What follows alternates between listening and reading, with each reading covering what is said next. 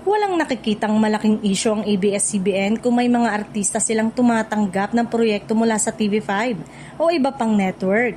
Sa kasalukuyang sistema ng showbiz, mas naging bukas na ang industriya sa project-based at freelance setup. Kaya normal na para sa mga artista ang magtrabaho sa iba't ibang kumpanya depende sa oportunidad. Ayon sa ilang obserbasyon sa industriya, mas pinipili na ngayon ng maraming network ang collaboration kaysa sa mahigpit na exclusivity.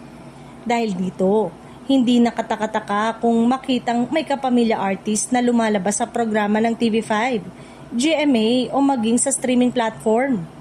Marami rin ang naging pagbabago matapos ang franchise issues ng ABS-CBN noong mga nakaraang taon, kung saan napilitan ng network na mag-adjust sa bagong sistema ng production at distribution. Isa sa mga naging resulta nito ang mas flexible na kontrata at mas malawak na pakikipag-partner sa iba't ibang network at producers.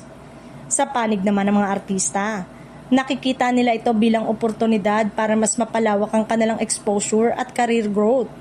Sa halip na limitado sa iisang network, mas marami silang nagiging proyekto at mas malaki ang tsansang mapanatili ang kanilang presence sa industriya. Gayunpaman, nananatili pa rin ang respeto at existing contract at management agreement. Kung may exclusive contract ang isang artista, kinakailangan pa rin ang pahintulot ng management o network bago tumanggap ng proyekto sa iba.